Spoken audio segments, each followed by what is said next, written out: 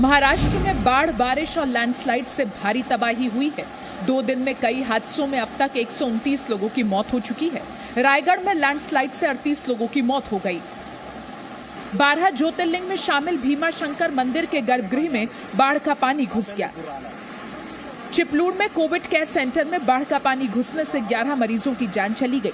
सतारा के पाटन में पहाड़ दरकने की 2 घटनाओं में 26 से ज्यादा लोग मारे गए। मुंबई के गोवंडी में भारी बारिश के बाद एक मकान ढहने से 3 लोगों की जान चली गई। प्रधानमंत्री ने हादसे में मौतों पर दुख जताया है। केंद्र और महाराष्ट्र सरकार ने मुआवजे का ऐलान भी किया है। केंद्र सरकार मृतकों के परिवारों को 2-2 लाख मुआवजा देगी। महाराष्ट्र सरकार मृतकों के परिवार को 5-5 लाख मुआवजा देगी। महाराष्ट्र के हालात पर गृह मंत्री अमित शाह ने मुख्यमंत्री उद्धव ठाकरे से आज फोन पर बात की और हर मदद का भरोसा दिया। बाढ़ प्रभावित इलाकों में रेस्क्यू के लिए एनडीआरएफ, एसडीआरएफ के अलावा नेवी के हेलीकॉप्टर और कोस्ट गार्ड की मदद ली जा रही है। मौसम विभाग ने महाराष्ट्र में बाढ़ प्रभावित रत्नागिरी और सतारा जिलों में कल भी बारिश का अलर्ट जारी किया है।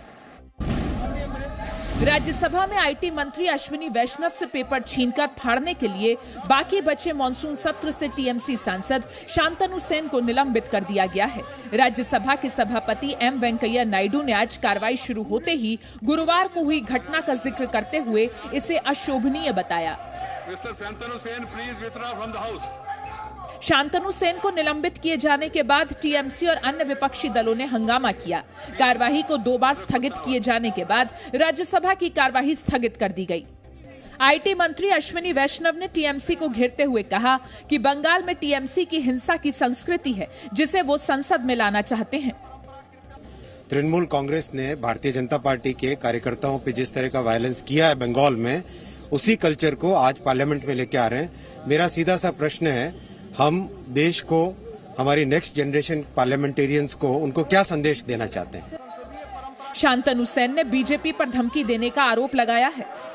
जिस तरीके से एक सेंट्रल मिनिस्टर उस हाउस का एक मेंबर को बुरी ढंग से बुलाने का बाद जिस तरीके से उन्होंने थ्रेटन किया, एब्यूज लैंग्वेज यूज किया और धमका के लगभग फिजिकल असॉल्ट करने का मूड में था, ये बहुत दुखजनक बात है। टीएमसी सांसद डेरेक ओब्रायन ने भी कहा कि बीजेपी पेगासस पार्टी बन गई है।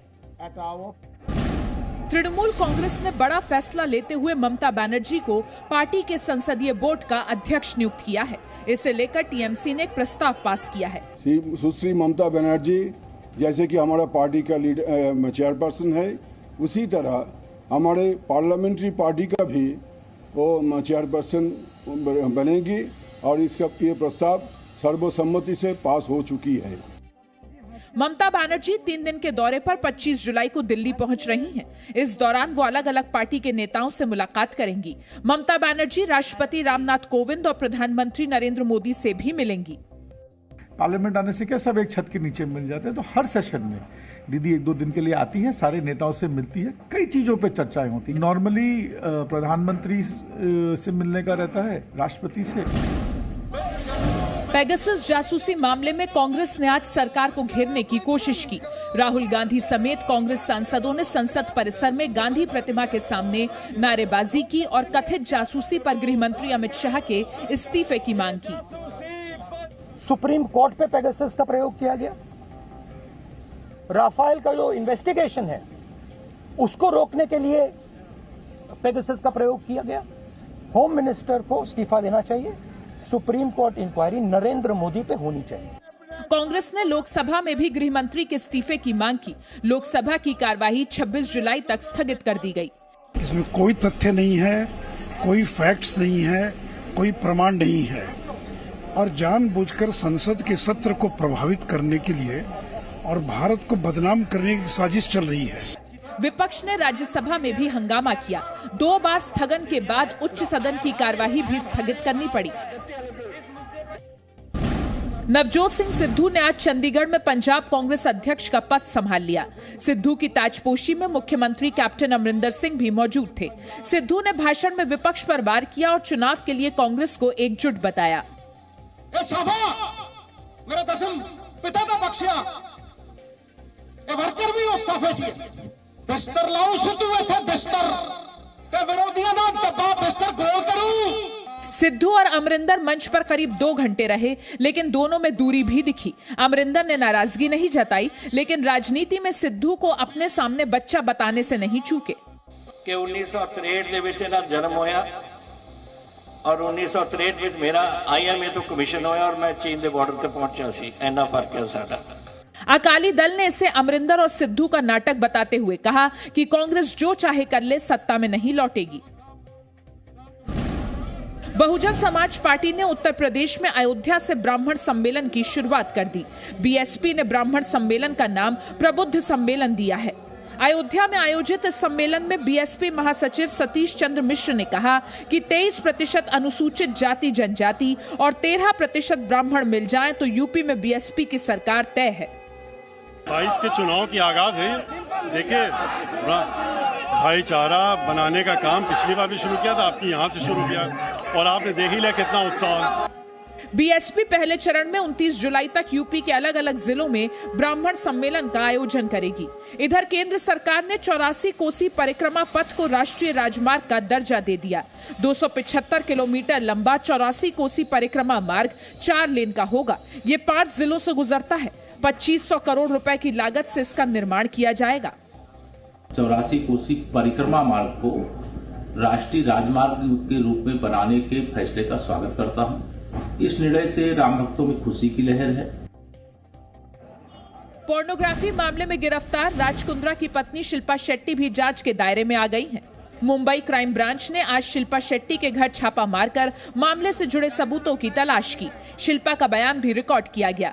सूत्रों के मुताबिक मुंबई क्राइम ब्रांच ने शिल्पा शेट्टी से पूछा कि वो दिसंबर 2020 में अपने पति राज कुंद्रा की कंपनी वियान इंडस्ट्रीज से क्यों निकल गई थी। शिल्पा शेट्टी की मां सुनंदा शेट्टी भी राज कुंद्रा की एक कंपनी में डायरेक्टर रह चुकी हैं। क्राइम ब्रांच शिल्पा के बैंक खातों की भी जांच कर सकती है। पुलिस पता करने की कोशिश करेगी कि पॉर्न फिल्मों को ऐप्स पर डालने से होने वाली कमाई का पैसा क्या शिल्पा के अकाउंट में भी जाता था। इस बीच राज कुंद्रा की पुलिस कस्टडी 27 जुलाई तक बढ़ा दी गई है। कुंद्रा ने गिरफ्तारी को बॉम्बे हाईकोर्ट में चुनौती दी है। जम्मू कश्मीर में पुलिस ने कल रात 1 बजे अखनूर के कानाचक में ड्रोन हमले की एक और साजिश नाकाम कर दी। शुरुआती जांच के मुताबिक ड्रोन में 5 किलो वजन का आईईडी बंधा था। ये ड्रोन आतंकी संगठन जैश-ए-मोहम्मद का था और इसमें फ्लाइट कंट्रोलर लगा था। ड्रोन के साथ एक पेलोड था जिसका वजन तकरीबन 5 किलो था और जो बहुत अच्छे तरीके से पैक्ड था। उस पे एक आईडी थी जो तकरीबन तैयार हालात में थी।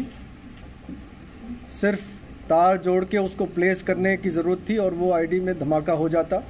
जम्मू कश्मीर के ही बारामूला के सोपोर में कल रात एनकाउंटर में 2 आतंकवादी मारे गए। सुरक्षा बलों को खबर मिली थी कि सोपोर में कुछ आतंकी छिपे हुए हैं, जिसके बाद सर्च ऑपरेशन चलाया गया जिसमें 2 आतंकवादी मारे गए। एनकाउंटर में मारे गए आतंकी का नाम फयाज और शाहीन मीर है।